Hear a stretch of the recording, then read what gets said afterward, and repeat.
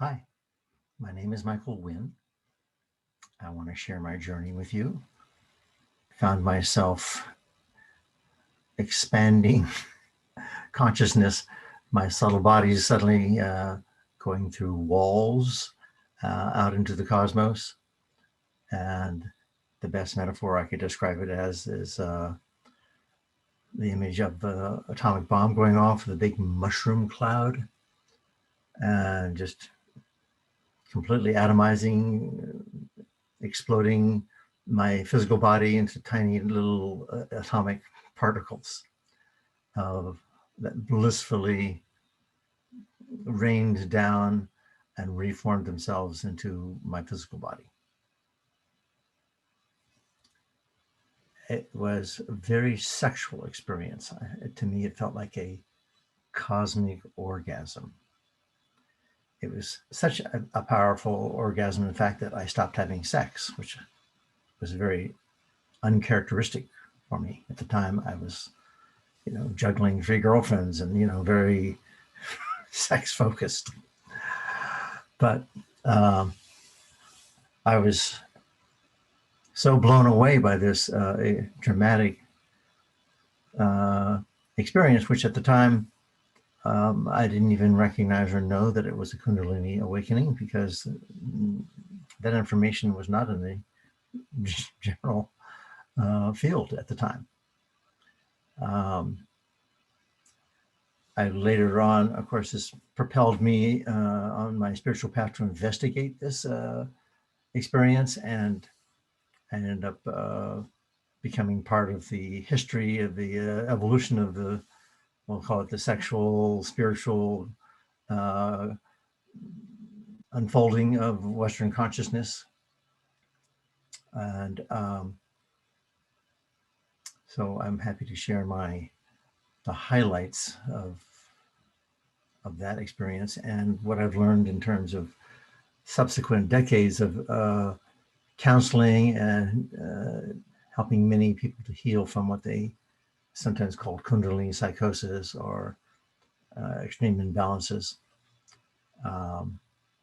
So I've been very successful with that because I understand the process from the inside, and have been through many teachers and many schools of training. And so I have a very complete map, which I'm happy to give you a thumbnail sketch of here in this discussion today, followed by my favorite grounding Qigong method. Since for most people, the risk in awakening their Kundalini, which is that they're not grounded. And that leads to spaciness, imbalances, hallucinations, all kinds of physical side effects, insomnia, many others possible. That can easily be avoided, though, but it's easier for some people than others, depending on your constitution, how strong your earth element is, and depending on whether or not you do grounding practices to compensate if it's not strong. I was very fortunate. I have a very strong, in my Chinese astrology chart, which is all based on 5 elements, my earth element is very strong. And it's constellated around yang earth. And so when I had this Kundalini experience, I was able to hold my earth without going crazy. Because essentially my definition of Kundalini experience is that you're really shifting from your personality and your sensory awareness and how you navigate in the world of form and physicality. You're shifting into a multidimensional experience of yourself. And this involves what's called, in most schools, we could say in esoteric schools, the subtle bodies: sexual, emotional, mental, intuitive, spiritual. So I would call the collective of the subtle bodies the soul. The Western term that's a religious term, but essentially it has many layers to it. And then the slowest vibrating layer is the physical body. Physical body is actually one layer of the subtle bodies. So that just means the physical body is also a subtle body or a virtual reality, which is constantly changing and being infused by the other bodies. But generally, this is unconscious. And there's a lot of confusion about it until you actually have navigated these things for many decades, as I have. It can be very confusing. I recommend that you read an article I wrote for a scholarly conference of Daoist and Tantric scholars, top scholars in the world. I got invited to. I wrote this in 2002, and it's on my website. It's called The Quest for Spiritual Orgasm, Daoist and Tantric Sexual Energy Cultivation in the West. And it gives the full history of all the different teachers and schools. And, you know, I've traveled to China 21 times. I've been to India many times. So these practices in India and China are quite different than the way they've been adapted and understood necessarily to suit Western needs. Western psychology, Western energy bodies are quite different from Indian and Chinese energy bodies. So it's reading that article. It's long, it's about 42 pages, but it'll save you years, maybe decades of research and give you a historical, cultural narrative, you know, a framework. I'll be picking out some of the highlights from that article, but I'll go deeper than the article does. So that's the purpose of this video training, along with a practical Qigong method that you can use to ground yourself and both expand your energy bodies and ground them at the same time. So how did I first trigger and activate this? I'd go off to Africa. I was a war correspondent. You know, I'd go off to Africa for 6 to 9 months at a time. On my way to the airport, I stop in a bookstore and like buy a bunch of books and maps and stuff because you couldn't get anything in Africa. And one of the books I grabbed was by Bhagwan Sri Rajneesh, later called Osho. It's called The Book of Secrets.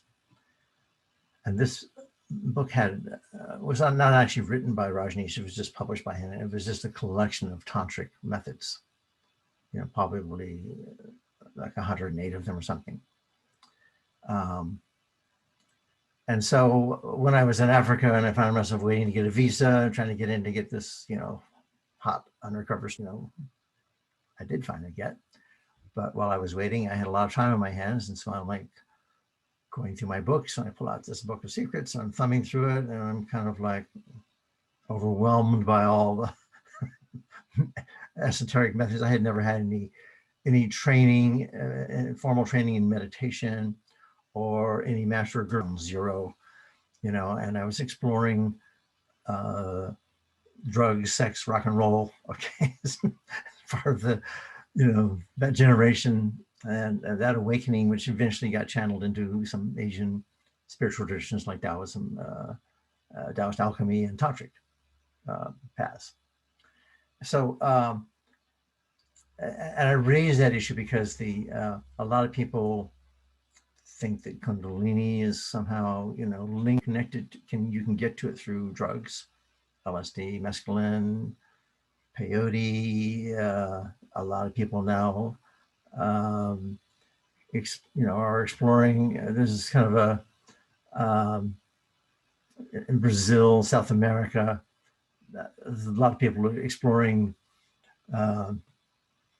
use of drugs, natural drugs, and to try and get their Kundalini or their, you know, get kind of an awakening through the plant medicine. And I think that has some potential, has its risk, but mostly long-term it's not viable. It'll burn out your energy, your jing, your substance, as the Chinese would say. And so while that may be a good stimulus, it's not the same thing as organically activating your relationship to the life force and awakening the Kundalini. So I just want to make that point from the outset that I have explored extensively all of those drugs. And I had the Kundalini awakening, and they're not the same. Okay. Yeah, my Kundalini awakening, it was more like an organic LSD trip. It was like nonstop, 24/7, but went on for years. Okay. You don't come down. Okay. I've never come down. I'm still, I've just learned how to refine it and manage it and, cultivate it, what it's for, which is really to bridge the gap between our personality and source, or what the Taoists call origin. Different religious traditions, you might call it God, you can call it anything you want, goddess. But awakening the subtle bodies, and that's like an intermediate stage to help us bridge the gap. There's a huge vibrational gap between source and here ourselves in the physical plane. So anyway, back to my story. I'm lucky this book of secrets, and like these are all way too complex for me. Like, I just don't like, I find the simplest one in the entire book. Okay. It's like method number 86. Okay. Which is, let's just follow the in-breath, follow the out-breath, let them lengthen, extend the pause between the two breaths. Oh, I said, yeah, that's pretty simple. I could try that one. Okay. Now, it just happens to be my nature. I'm probably a little bit of a, fanatic. So when I do something, I kind of do it all out. I want to penetrate it deeply. And so doing this 3, 4, 5 hours a day. I was staying in a little flea bag hotel. I was a freelance journalist. I had to save money, $3 a night. It was a good deal. A couple of other people sharing the room, but I would just sort of set the pillows and a little slope and lie down there. I had experience, as a teenager in auto hypnosis. And so this is kind of like, seemed to me like a kind of a variety of that. Okay, I was just using breath hypnosis, kind of like. And all I would do was just focusing on my breath, in and out breath, and then relaxing and letting the pause grow longer. Now, I had no idea what the effects of this would be. I was just doing it just because I had time on my hands during the day. It was too hot, 100 degrees out. And at night, I would be dancing with these types who are trying to get interviews with and visas, the next country and get my scoop, my journalist story. So I just had a lot of time on my hands all day long. So this is what I did. Well, this became very pleasurable. It was like very deeply relaxing. And I was just like, wow, I love this. This is like, and similar to what I'd had under auto hypnosis, your body gets so relaxed and deep, and still is just like, it almost feels like you can't move. You get very, very quiet, and the body gets heavy and it fills up with energy. It's almost like you're packed in cement or earth or something, around you. And you're just like, your body cannot move, and all you can do is just breathe. In this case, that's all I could do. Okay. So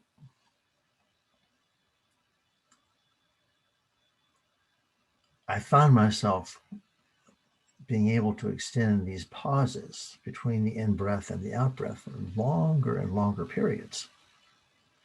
And that was kind of wow, like, wow, I don't really need that much breath. Okay. Because you get into this deep state of relaxation, and it seems like the energy would just sustain you instead of you're having to like breathe in air and get more oxygen and convert it into energy to live. There was like some other type of energy that seemed to be taking over my body. So one day I stopped breathing completely. But it's the middle of the afternoon. I'm fully awake, fully conscious. I'm in the heavy state where I can't move my body. But I'm marveling, saying, hey, I'm in the pause for so long now, like, I don't need to breathe anymore. This is incredible. It's like I've transcended breath, okay? Breathlessness or something. Which is kind of funny because later on I was studying Kriya Yoga and my teacher was always saying, oh, breathlessness is deathlessness, you know? But I didn't know anything at the time. I was just observing my body and like whatever is happening. And then while I'm in this state of marveling at the fact that I don't need to breathe anymore, I begin to feel what I thought was an actual physical earthquake. The room started to shake. But I was in such a deep body trance, I could not move to get up and run out.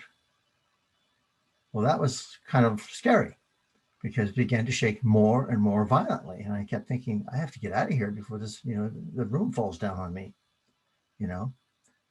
I was in Dar es Salaam, Tanzania, okay, which is not an earthquake zone, but, you know, at that moment like that, you don't think about these things. So, of course, as it turns out, there was no outer earthquake. There was an earthquake happening inside of my physical body and energy bodies, which again, I had no model. I had no idea there was even a subtle body or an energy body at that time, just to be clear, okay? So this began to shake violently, more and more violently. And I am helpless, I can't do anything. And then finally, it was like the earthquake cracked open the earth, which was my body earth. And that's when I had the explosion up like the mushroom cloud, you know, the atomic bomb, Bikini Atoll, these classic images, and felt myself going through the walls and having this incredible cosmic orgasm. It was just like such a release and an expansion into like a greater sense of myself. That was just like mind-blowing. Okay. So after I eventually rained back down into the bed, you know, collected myself, I was trying to figure out like, gee, how do I do that again?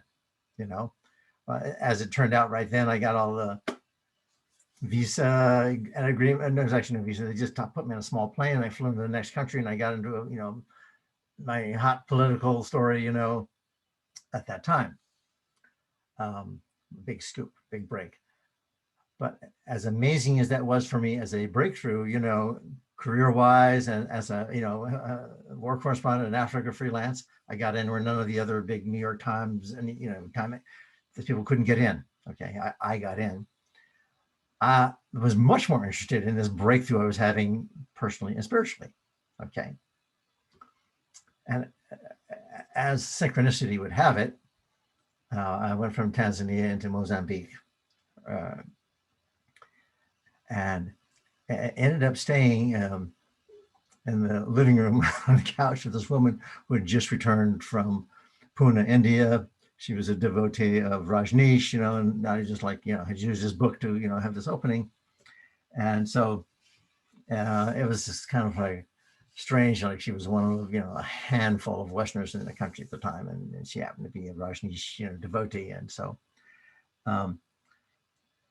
I kept, you know, I dropped sex, meat, everything. I just wanted to focus on, you know, that. Drugs, I was smoking pot regularly. I just dropped that.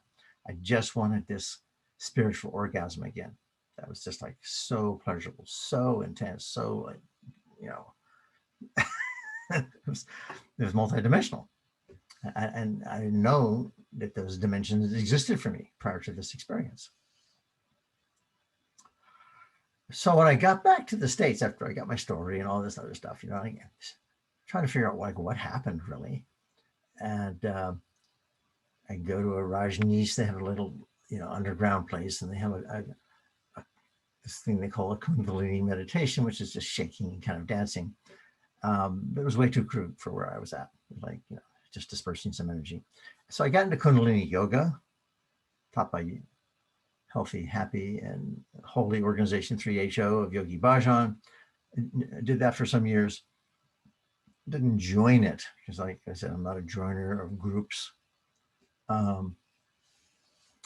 But that helped to regulate it. And then later on, I studied Kriya Yoga, and it was just another form of Tantric Yoga. Okay, it's just a little bit more internal and less asanas and bandhas and breath of fire and stuff like that they had in Kundalini Yoga. But and eventually, well, let me just describe. I was still in this full-blown Kundalini state. I mean, 24/7 organic LSD trip. I had a New York apartment. That was my cave. I would walk out in the streets. I felt like I was 10 feet above my head.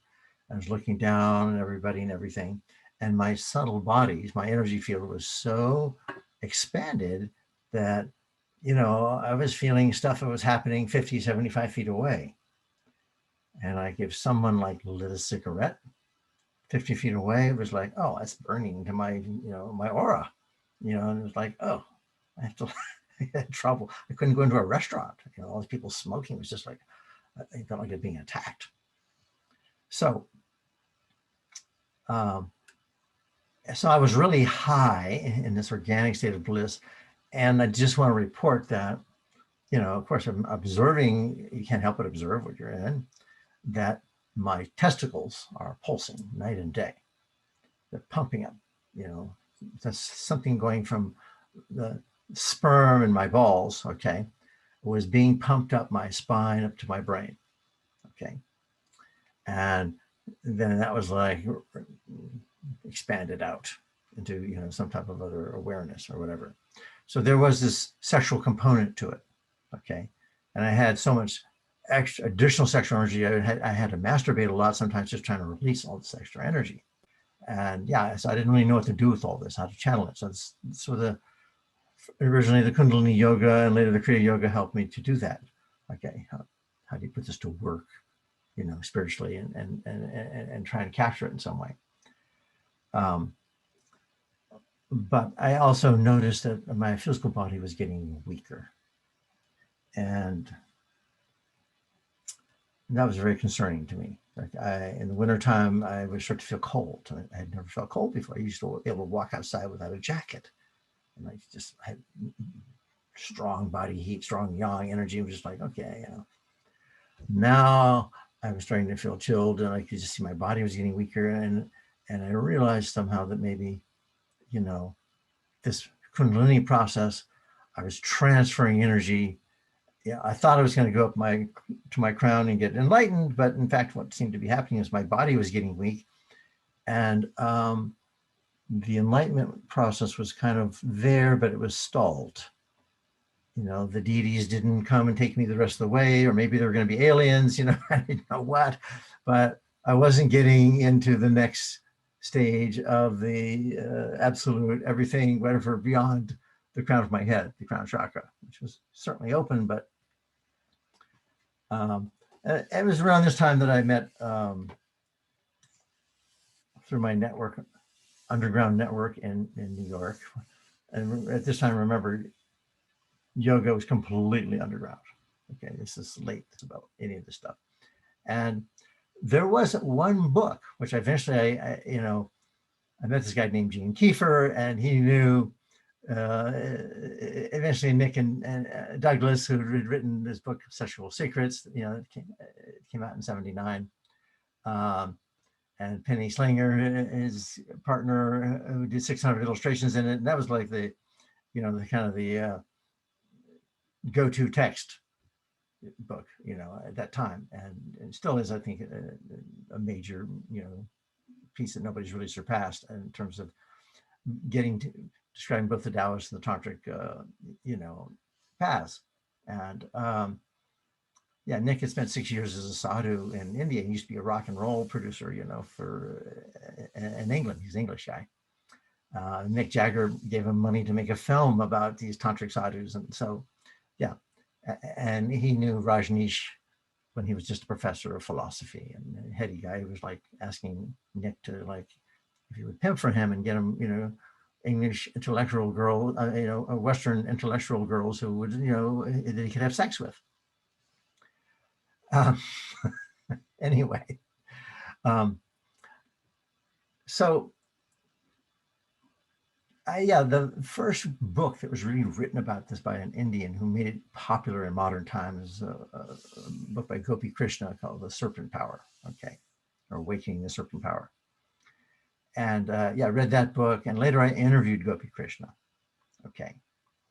And he was in this milky fog, this Kundalini fog for like 10, 11, 12 years, I don't remember exactly.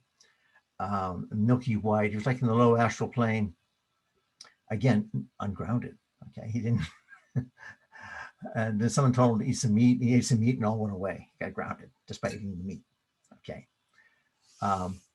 But yeah, I wasn't that impressed by him. When I met him, he had thick Coke bottle glasses, and he was obviously an Indian pundit, you know, and he was a good writer. And, you know, he's the one who identified this force as the evolutionary force, you know, of awakening all your creative powers and coming to you. So I think he performed a great service, but he himself, I had the feeling his chi, his energy, whatever you want to call it, was mostly in his head, okay, not in his whole body, okay.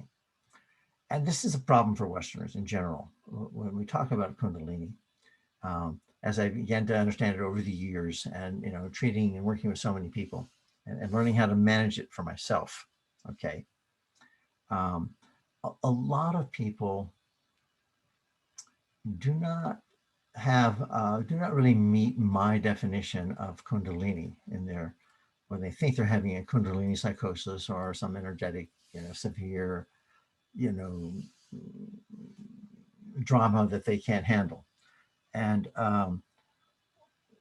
what I took it through your training in Chinese medicine, you know, additionally, you know, with Daoist Alchemy. At the time I started to say I met Mantak Chia, I was in these underground things and I was doing Kundalini Yoga. I met this completely unknown Chinese guy just arrived off the boat from Thailand named Mantak Chia, who taught me Taoist internal alchemy, the orbit, 6 healing sounds, fusion of the 5 elements, and then he had these other formulas which he knew a few of, but not all of them.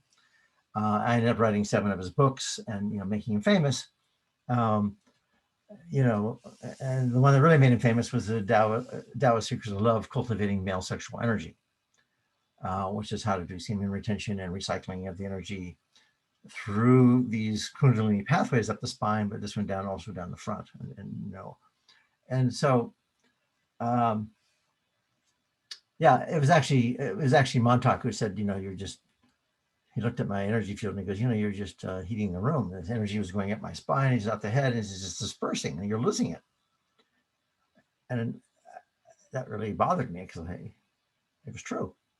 Okay, it's like, why don't I just turn the heater on in the room? It's much cheaper to, like, you know, turn up the heat a little bit instead of me using my personal energy to heat, go out, disperse this. So this is when I learned the ecology of how important it was to recycle the energy. And, you know, I eventually explored many different methods of capturing and recycling that energy, which is something I recommend you learn. I'm not going to teach that here in this video,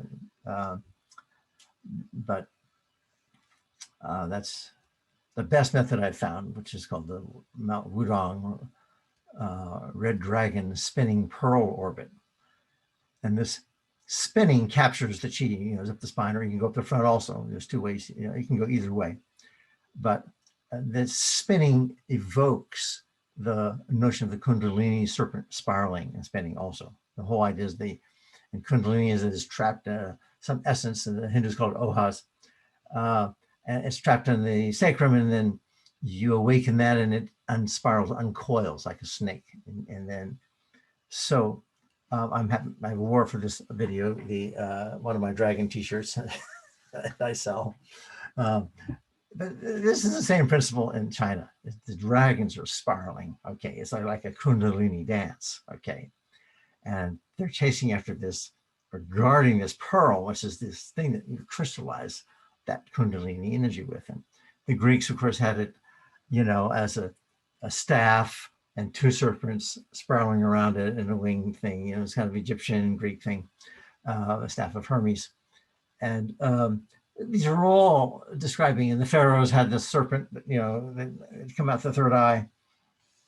So all these ancient cultures knew about this phenomenon of this spiraling energy, you know, arising and coming out up to the third eye or above. The Greeks also had the Ouroboros, the snake swallowing its tail, which is similar to the orbit.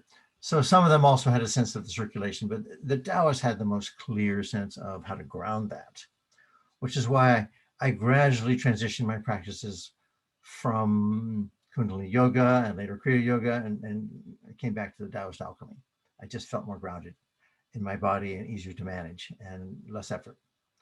But everybody's got their own path. I mean, I'm not, I don't care. You follow your own path, but I'm just, my mission is more to evolve it into what I call loving energy science. Like, what are the methods? Here's the map and here's the methods. You go to it, okay? You don't need, if you have safe methods and a comprehensive and you follow them, then you don't need an outside teacher, okay? I mean, other than the teacher giving you those methods, okay? Then it's you're on your own, you do the methods, you explore your body, your subtle bodies, it's your journey, okay? You don't give your power away to, some master, guru, grandmaster. I mean, I'm just not into that. I mean, that's kind of a spiritual ego trap as far as I'm concerned. And I'm just allergic to, I've been around too many teachers and I kind of know them too well. So again, read The Quest for Spiritual Orgasm, that article on my site, and you'll see the expose on all these teachers, Tantric and Daoist, and they come to the West, and their strengths and their weaknesses. They get the shadow side. But yeah, a lot of those teachers, especially from India, had excess fire, and this whole thing of it just going one way, linear up the spine. To me, now that I studied Chinese medicine and Daoist alchemy and have a more complete map of all the channels and how they interact, this can just be like an excess fire condition, which is not true Kundalini. You can have just false yang, excess fire. Okay, you're not really multidimensional. You can say partly you are because you're experiencing it energetically, but you're not really going into a full-blown multidimensional experience where you activated all your subtle bodies and you're living out in the subtle bodies as much or more than you are living in your physical body. Okay. So that's where I might differ from other people who think they're having a Kundalini problem or a Kundalini experience. You can just have a lot of energy that's manifest energy here in this body, but it's not really taking you multidimensionally into all your subtle bodies. It's mostly kind of excess heat going in the wrong channel or circulating through some of your organs and releasing trapped emotional patterns or sexual patterns, which can be extremely uncomfortable, and the insomnia, and you can't stop. And it's all easily corrected. It's much more difficult to correct if you go to doctors and they start giving you drugs and stuff to try, because that's all they know how to do. Okay? They have no clue to what a whole human being is with all their subtle bodies. They just are looking at the body as like kind of a machine, and like gonna fix this or that, and they're like mechanics. Not all of them, but most of them. Okay, they're pill pushers. The vast majority of them. Okay, because that's what they're licensed to do. So yeah, I've taught dozens and dozens of people with various types of conditions coming out of this, how to manage this energy. Okay, and again, some of them are having genuine multidimensional experiences, and that's a whole different challenge than someone who just has some excess heat in their spine and is really uncomfortable, and they want to know how to fix it. Okay, and you can do simple things like jumping in a shower and eating wetter energy, to take it down, and eating meat, okay, and doing proper grounding Qigong, okay, and learning the orbit. I mean, all of these things will help regulate that, okay. But sometimes you need someone to hold your hand and guide you through that, okay. But yeah, what I started to say was like, my physical body was getting weak, okay, from transferring so much of my sexual energy up and out. So when I began to recirculate this energy and capture it inside of me, then my body started to get strong again. So this is why, the main reason why I switched over. Uh, and even doing the breath of fire, you know, uh, that burns out your adrenals. Okay, that really puts you in this kind of fight or flight mode, as if you're running away from a saber-toothed tiger. And of course, it puts you in this excited, highly adrenalized state. Okay, but that's not exactly really subtle body energy either. That's really just triggering your hormonal adrenal energy. And that's the adrenals sit on top of the kidneys. So the adrenals are really kidney yang, and the main kidneys are kidney yin. And so you're kind of just burning out your kidneys. Okay. And that eventually leads you to getting cold, because the kidneys regulate, one kidney in, one kidney yang, they help regulate your temperature in your body. Okay. So when you get weak kidneys, then you get problems. Okay. So that's what happened to me. Okay. It's a combination of that Kundalini experience, just going up one way rather than recirculating, and then doing a lot of breath of fire and these yogic practices, for 2 to 6, sometimes 8 hours a day. I was a writer, I had a lot of time on my hands, use my time however I wanted. And I developed had a lot of amazing experiences. I would get a lot of psychic, my psychic abilities increased, which is great for me as a journalist. I see where I was going to go sell my next story, and I would just sit there and meditate. And okay, we're going to go to this country now, and we're going to sell that story. And I would go out and sell the thing, and it'd be great to have successful experience. So I was a writer, photographer, self-employed, and this I discovered was like kind of a portable health system I could take with me anywhere I would travel in the world, which often does not have good health, support. So I really, I learned a tremendous amount. I got a huge awakening from the Tantric practices, and so grateful to them and to to that whole path. But eventually I just shifted over to the Taoist, because I felt it was a little more scientific in terms of the methods were not so much connected to deities and the religion in India, and their climate and their bodies is a little bit more like ours, okay, in North America, or like mine. I don't know where you are. Okay. So it was just more grounded, and I could, because the whole thing is like you're trying to internalize the subtle bodies are downloading in energy from the cosmos. Okay. And if you're not grounded, you can't hold that inside yourself. It's just, and you have to understand that the subtle bodies are not actually to be confused with the aura. Okay. That's your printout of your physical body, an energetic printout. The subtle bodies are inside of you, these layers that are generating your reality from internally.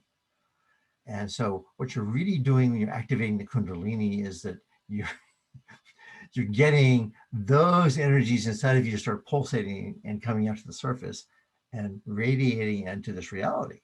Okay. And the sun, moon, stars, all these things you find in Daoist and internal alchemy formulas, okay, they're just like mirroring. It's just like, okay, that'll help to trigger and awaken your subtle bodies if you tune into them.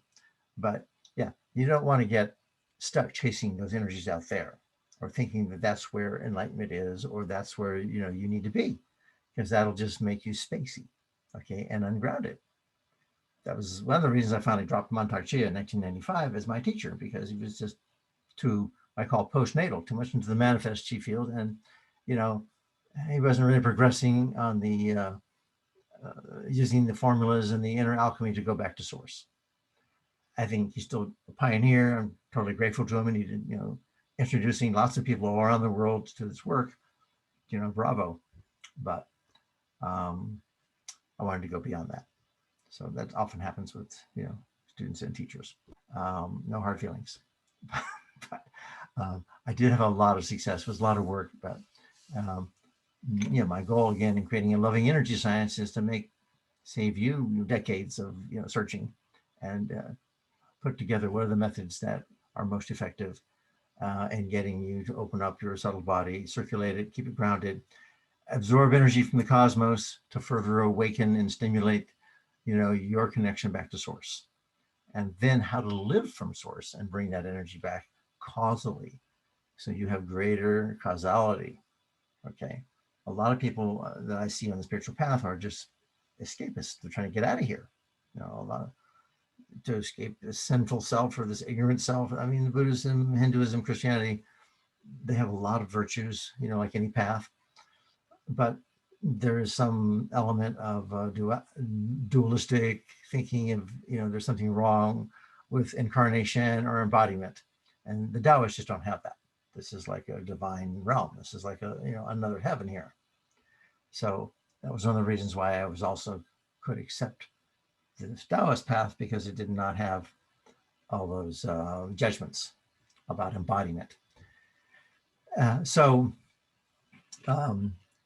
the whole thing with sexuality is that the Taoists have all these sexual methods, and the Tantrics as well. Okay. But they're usually taken out of context from the Chinese and Indian cultures. Okay. And we have a highly sexualized culture here in the West, which is fine. I mean, but a lot of, as I read in the article on the quest for spiritual orgasm, a lot of California Tantra stuff is, to me, more sexual therapy than it is actual subtle body, energy work. But you can evaluate that for yourself. But read the article, and then you can see where you feel you are at within that realm, that spectrum of cultivation. So I think that maybe what's really important is just to have a clear sense that there's a vertical axis, heaven, earth, spirit, matter axis, and then there's a male, female axis, okay, horizontally, and you need to cultivate both of those, okay. Whether you do it just internally inside your body without a partner, or whether you have a partner to help, stimulate or be a companion for you along the way. Most people like to have a companion, but sometimes it's hard to find a companion, and you want to have methods that will let you couple your inner male and your inner female in case you cannot find a companion, or even if you do, that you're both cultivating your inner male and your inner female, and that will get to a higher level of accelerate the spiritual path for both of you. So again, I have extensive home study courses on this. You can do everything by audio and DVD, or better to come to live retreats, which I have every summer. And you get into a cauldron where the energies are really intense, and that accelerates your development much faster. We're here virtually, and that's fine. And, that's one level of communication, but it's not quite the same as being energetically in the presence of a lot of people working on it themselves. And so I think I want to start to shift now to the focus on grounding. Okay. This is the major problem on all spiritual paths that I see, and as a counselor. Okay.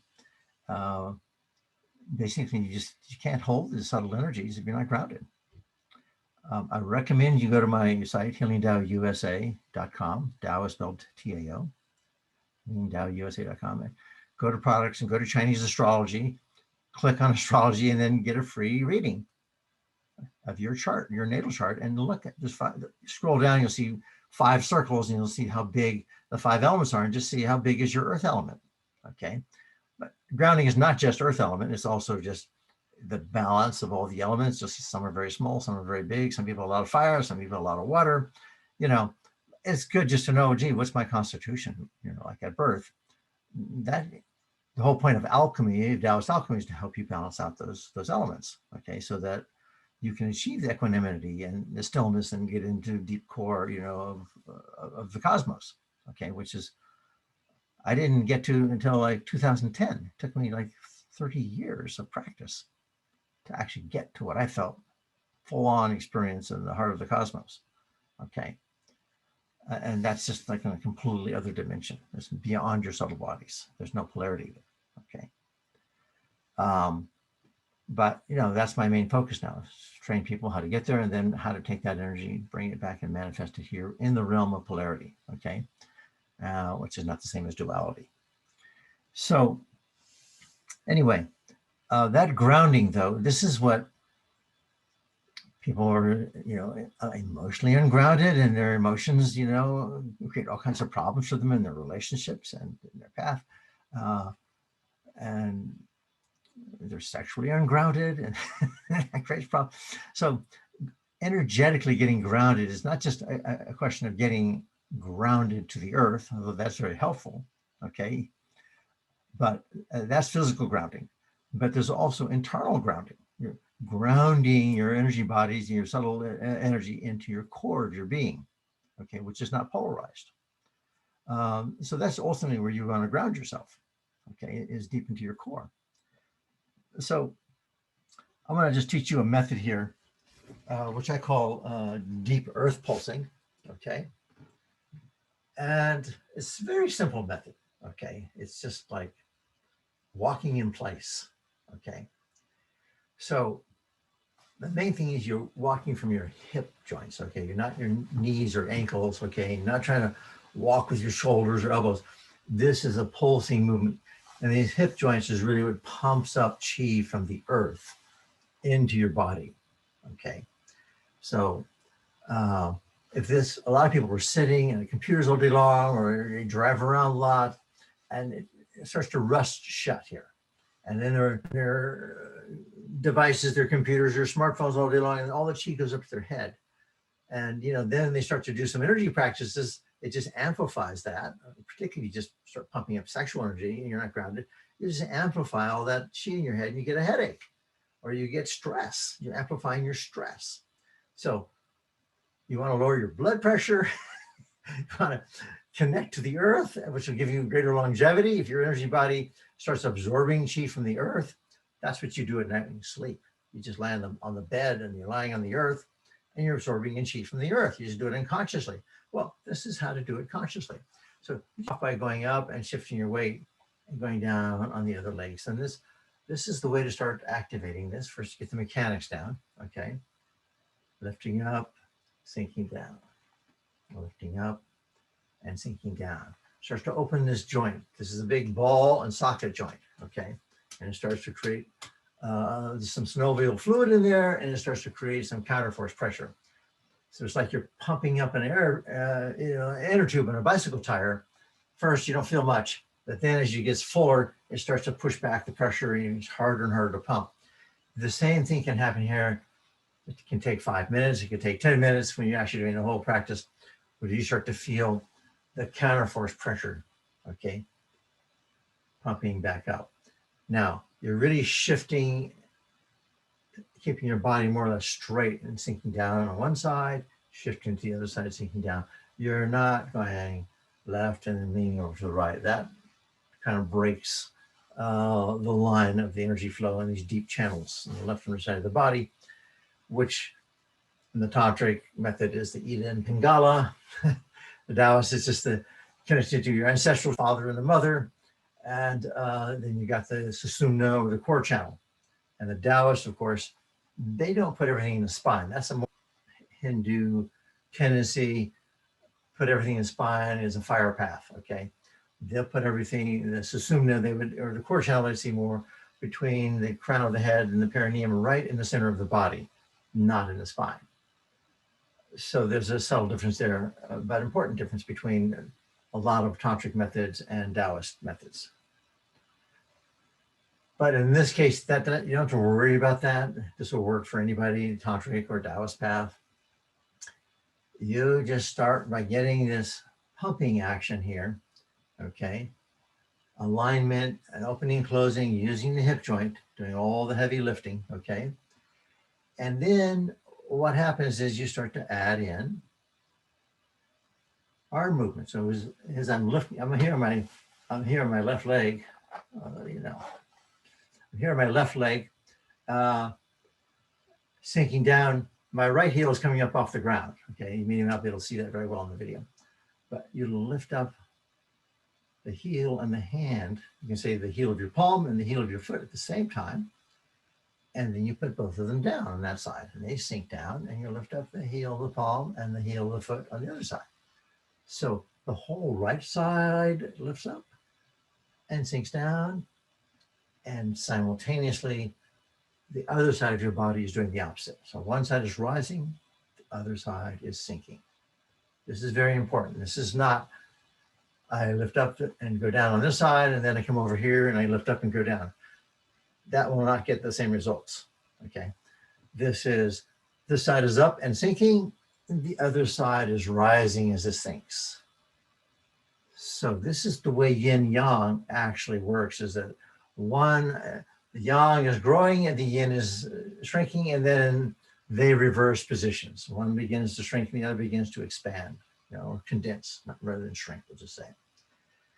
So this is really a simple yin yang exercise, we can say, of practice. And it's important, I'm going to turn to the side here, that you let your arm go out fully, okay? You don't want to be doing from the elbows like this, because then the energy's frozen here, and this arm has got all these meridians that come out to each finger. You want that to release, to open up the shoulder joint, the elbow joint, wrist joint, and all the finger joints. So you are fully extending your hand out as you come up, okay? And that's opening all those joints. And then you take the chi and you send it down the leg, push it down, and the other side, of course, is coming up. Well, the other thing that's important is that you don't raise the energy, the hand way up high. Okay, a lot of people do this unconsciously, and this means they're actually kind of in danger of having their chi float away. So you want to keep it grounded at or below the level of the heart. Okay. A lot of people are very emotional, and they don't know, but you'll see them, the emotional types, their energy is going to go high. And that's because they're usually just throwing their energy out, and they're dispersing it, and in effect hitting the room with all their emotional energy. So we really want to recycle that and capture it, okay? So that's one point, is that extend your arms fully out forward and do not go any higher than your heart. And maybe you could even just be doing it very small circles down here around your navel. That's fine, whatever works for you. You play with it. And the other key point here is that you focus on the sinking side, because our tendencies as humans is to go up and disperse, okay? We need to follow gravity down to the center of the earth. And you start off by just focusing on your feet, okay? But that's just to get you kind of centered in your physical body. But then you want to start extending your energy body down into the earth. And the place to focus is the very center of the earth, the midpoint between the North Pole and the South Pole. That is the heart of Gaia. That's the heart of Mother Earth. That's her heart womb. It's both her heart center and her sexual center, from which she's birthing all life on the surface of the planet. So if you tune in to that point with your mind, and you let your left channel sink down into it, and then your right channel sink down into it, you're basically extending your energy body down into the center of the earth, and your personal energy body then begins to vibrate and merge and pick up, resonate with a larger planetary energy body patterns, We'll say the energy body of Mother Earth, because she's a living being, okay? She's giving birth to all the 7 billion human beings, and the 15 billion other species on the surface of the earth. She's generating all of them. If you're a scientist and you think it's all just material, ball of mud, which happens to have some life on the surface, well, you're entitled to believe that. But that's not going to get you very far in terms of your development. Okay, you're just going to be struggling and the rat race on the surface. And you want to get deep. You want to connect your energy body into the whole planet. That is what will give you the grounding to start absorbing energy from the other planets, from the sun, the moon, the stars, okay? And then that in turn will awaken the expansion of your subtle energy bodies within you.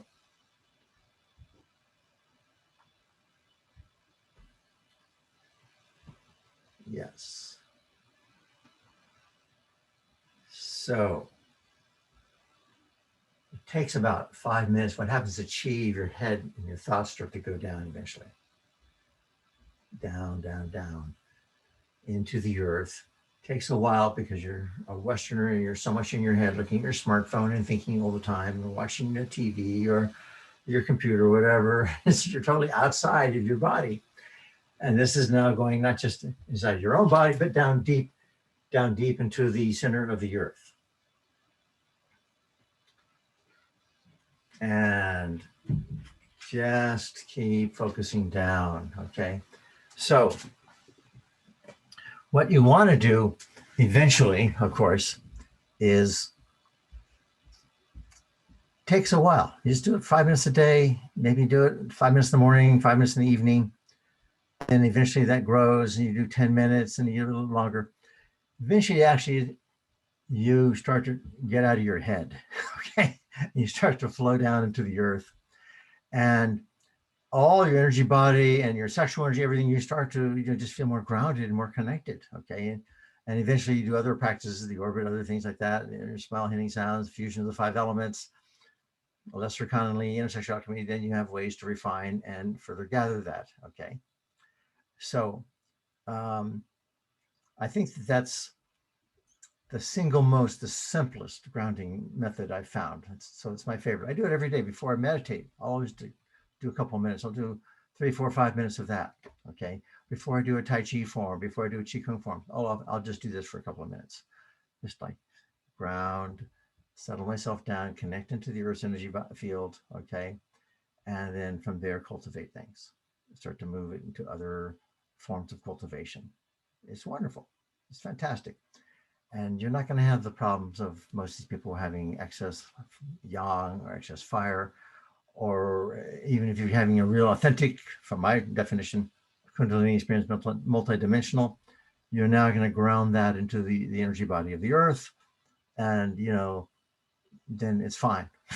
Okay. You're just in sync and harmony with what's happening, on a larger level.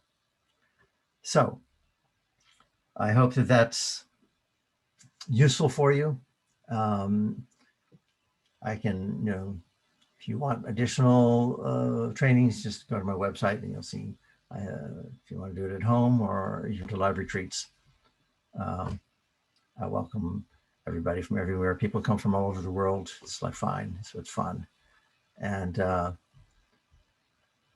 everybody is grounded. None of my students have ever had any Kundalini psychosis or these other problems, okay? Never, ever, okay? And yet they're having intense cosmic, orgasmic experiences of their subtle bodies, okay? Which is, I think, the spiritual orgasm that a lot of people are really looking for, okay? So thank you for listening, and great blessings on your journey, okay, wherever that takes you.